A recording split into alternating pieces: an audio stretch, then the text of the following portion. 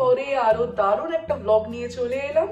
কেন দারুণ বলছি তোমরা দেখলেই বুঝতে পারবে। এই ব্লগটা আফটার 2 ইয়ার্স আমরা ট্রাভেল করছি ইন্ডিয়াতে, তার মানে বুঝতেই পারছো কতটা এক্সাইটেড আজকের এই ব্লগটা। সেই ট্রাভেল এক্সপিরিয়েন্স নিয়েই, কিভাবে আমরা যাচ্ছি, কোন ফ্লাইটে যাচ্ছি এবং কি করব, কি কি ফ্লাইটে খাবার থাকবে না থাকবে, সমস্ত এক্সপিরিয়েন্স এই ব্লগের মধ্যে তোমাদের সাথে শেয়ার করতে চলেছি। তাই জন্য ব্লগটা দেখতে থাকো, আশা করি তোমরা খুব এনজয় করবে। এবং অবশ্যই যে সমস্ত নতুন বন্ধুরা প্রথমবারের জন্য আমার চ্যানেলটাকে ভিজিট করছো, প্লিজ সাবস্ক্রাইব মাই চ্যানেল, আর তার সাথে লাইক শেয়ার করতে একেবারেই ভুলো না।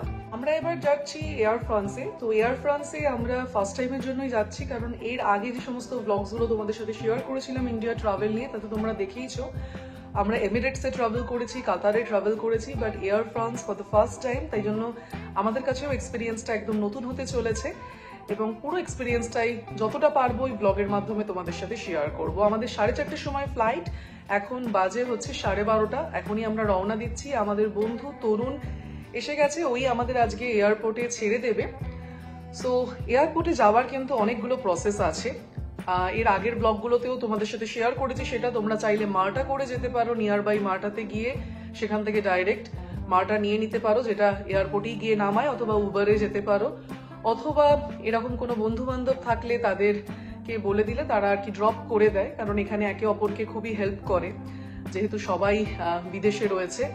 এবং তার সাথে আরো একটা আছে উপায়, সেটা হচ্ছে নিজের গাড়ি নিয়ে যাওয়া যায় এবং নিয়ে গিয়ে এখানে আর কি অনেক পার্কিং এরিয়া পাওয়া যায়, যেখানে আমরা গাড়িটাকে রাখতে পারি ফর আমরা যে কামিং 2 মান্থসের জন্য যেমন যাচ্ছি। সো 2 মান্থসের জন্য আমরা ওখানে রেখে দিতে পারি এবং তার জন্য আমাদের একটা রেন্ট পে করতে হবে।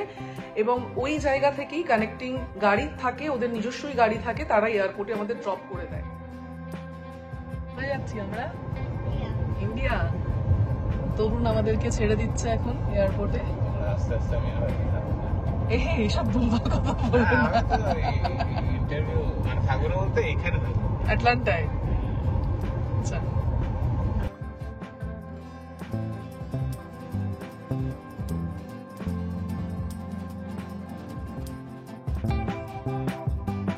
আমাদের এখন সিকিউরিটি চেক ইন হয়ে গেছে। আমরা এখন যাচ্ছি, আমাদের গেট হচ্ছে F5, তো আমরা সেই দিকেই এখন যাচ্ছি। সিকিউরিটি চেক ইনের পরেই আমরা পেয়ে গেলাম অ্যাটলান্টা ব্রেড নামক একটা খাবারের দোকান, এবং সেখান থেকেই আমরা নিয়ে নিলাম চিকেন স্যালাড স্যান্ডউইচ, যেটার টেস্ট কিন্তু অসাধারণ ছিল, তোমরাও ট্রাই করতে পারো। তো this is the waiting lounge. এখানে অনেক ভালো ভালো ব্র্যান্ডের তোমরা আর কি দোকান দেখতে পাবে। তবে হ্যাঁ, যেহেতু উইদিন এয়ারপোর্ট, তাই জন্য সব কিছুরই আর কি প্রাইস কিন্তু অনেকটাই হাই হবে। আর এদিকে ডিউটি ফ্রির জিনিসপত্র সমস্ত কিছু এইদিকে আছে। যদি ডিউটি ফ্রি কিছু কিনতে চাও তো ডিউটি ফ্রি থেকে তাহলে সেখান থেকে নিতে পারো। আমাদের গেট হচ্ছে F5, এখন সেই দিকেই যাচ্ছি। দিস ইজ F5, এসে গেছি আমরা। আর কিছুক্ষণের মধ্যেই বোর্ডিং স্টার্ট হবে, তাই জন্য আমরা এখন এখানে ওয়েটিং লাউঞ্জে ওয়েট করছি। বাকি যে সমস্ত প্যাসেঞ্জার্সরা রয়েছে তারাও এখানে ওয়েট করছে, আর 10-15 মিনিটের মধ্যেই বোর্ডিং স্টার্ট হয়ে যাবে।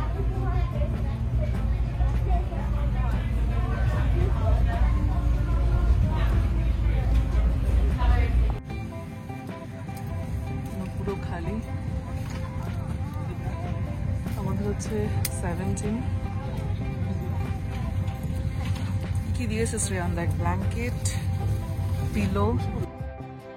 8 থেকে 8.5 ঘন্টার ট্রাভেল টাইম এই পুরো অ্যাটলান্টা থেকে প্যারিস যেতে লাগবে। তো এই পুরো সময়টা তো শুধুমাত্র ঘুমিয়ে বসে কাটিয়ে দেওয়া সম্ভব নয়, তাই জন্য দেখতে শুরু করলাম একটা সিনেমা, এবং সেই সিনেমা দেখতে দেখতেই চলে এলো খাবার।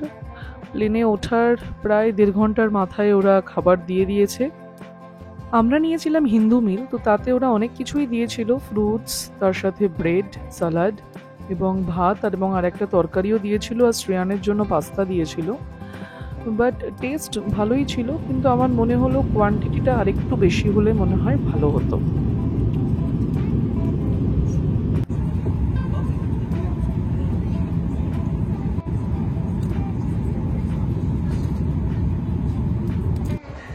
আমরা এখন কোথায় রয়েছি শ্রেয়ান? আমরা জাস্ট নামলাম প্যারিসে, এবার আমাদের আবার নেক্সট ফ্লাইট, তার আগে রয়েছে আমাদের 3.5 ঘন্টা ওয়েটিং।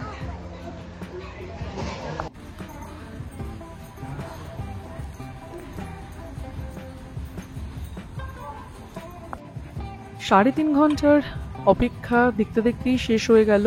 আমাদের সেকেন্ড লেগের যে ফ্লাইট মানে প্যারিস টু দিল্লি তার বোর্ডিং শুরু হয়ে গেছে, এখন শুধু ইন্ডিয়া পৌঁছাবার অপেক্ষা। আমরা পৌঁছে গেছি দিল্লিতে,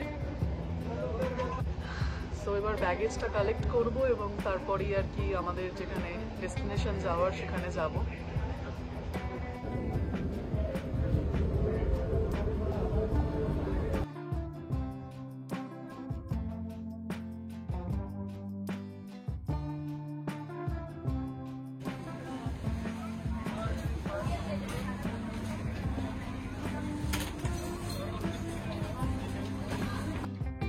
সো আমাদের আটলান্টা থেকে দিল্লি আসার এই জার্নিটা কেমন লাগলো অবশ্যই আমাকে কমেন্টে লিখে জানিও।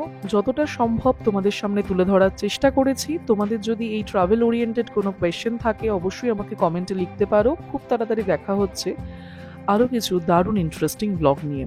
টিল দেন তোমরা ভালো থাকো, সুস্থ থাকো এবং অবশ্যই আমার চ্যানেলটাকে সাবস্ক্রাইব করে পাশে থেকো। তাহলে চলো আজকের মতো বিদায় নিচ্ছি। Bye bye.